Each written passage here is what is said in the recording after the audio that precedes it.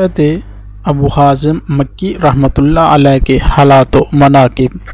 تعارف: آپ مخلص اہل تقوی میں سے تھے، مشائخ کے مقتدا اور فقر و غنا کے حامل تھے۔ مجاہدات و مشاہدات میں اپنی نظیر آپ ہی تھے اور آپ کا کلام لوگوں کے قلوب پر اثر انداز ہوتا تھا۔ طوالت عمر کی وجہ سے بہت سے مشائخ کی اقتدا فرمائی، انہی میں عثمان مکی بھی آپ کے مداحوں میں سے تھے۔ یوں تو آپ کا تذکرہ بہت سی کتب میں ہے، لیکن ہم حصول سعادت کے لیے مختصر سے حالات بیان کیے دیتے ہیں۔ آپ کو بہت سے صحابہ کرام رضوان اللہ علیہم اجمعین کے علاوہ حضرت انس بن مالک و حضرت ابو ہریرہ رضی اللہ تعالیٰ عنہما سے شرف نیاز حاصل ہوا۔ ارشادات: ہشام بن عبد الملک نے آپ سے یہ سوال کیا کہ وہ کون سا عمل ہے جس کے ذریعے نجات حاصل ہو سکے؟ فرمایا کہ حلال جگہ سے جو دام حاصل ہو اس کو حلال جگہ ہی خرچ کرو۔ اس نے کہا کہ اتنا دشوار کام کون کر سکتا ہے؟ فرمایا کہ جس کو جنت کی خواہش اور جہنم کا خوف رکھتے ہوئے رضا خداوندی کی طلب ہوگی۔ آپ فرمایا کرتے کہ دنیا سے اجتناب کرو، کیونکہ میں نے سنا ہے کہ جو عبادت گزار دنیا کو محبوب تصور کرتا ہے، اس کو روز محشر کھڑا کر کے ملائکہ یہ منادی کریں گے کہ یہ وہ شخص ہے جس نے اللہ تعالیٰ کی ناپسندیدہ شے کو پسند کیا۔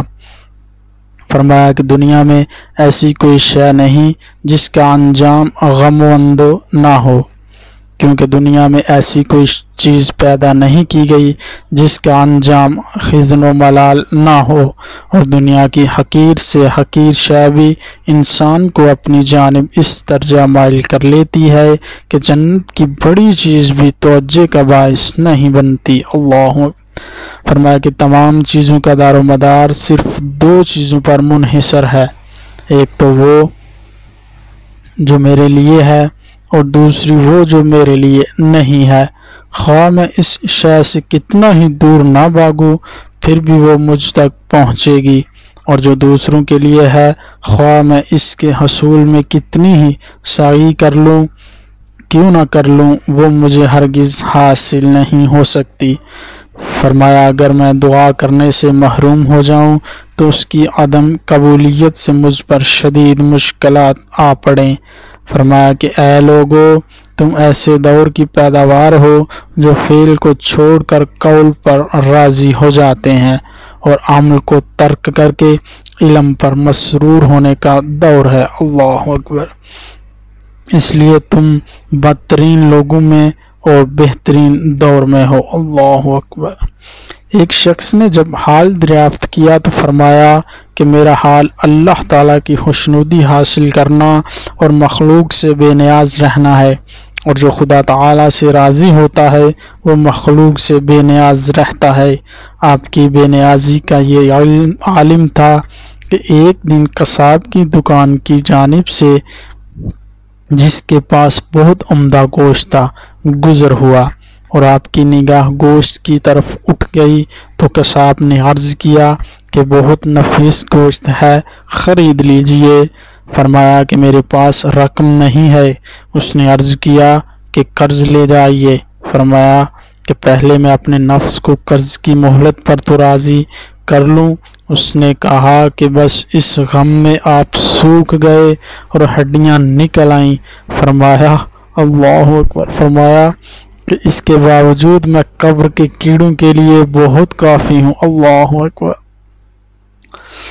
ایک بزرگ حج کا قصد کر کے بغداد میں ابو حازم سے ملاقات کے لیے پہنچے تو آپ آرام فرما رہے تھے۔ چنانچہ کچھ دیر انتظار کرنے کے بعد جب آپ بیدار ہوئے تو فرمایا کہ میں خواب میں حضور اکرم صلی اللہ علیہ وسلم کی زیارت سے مشرف ہوا۔ اللہ اکبر! اللہ! اور حضور صلی اللہ علیہ وسلم نے فرمایا آپ تک ایک پیغام پہنچانے کا حکم دیا ہے کہ اپنی والدہ کے حقوق نظر انداز نہ کریں، کیونکہ یہ حج کرنے سے کہیں زیادہ بہتر ہے، لہٰذا واپس جائیے اور والدہ کی خوشی کا خیال رکھیے۔ اللہ اکبر۔ چنانچہ وہ حج کا قصد ترک کر کے واپس ہو گیا۔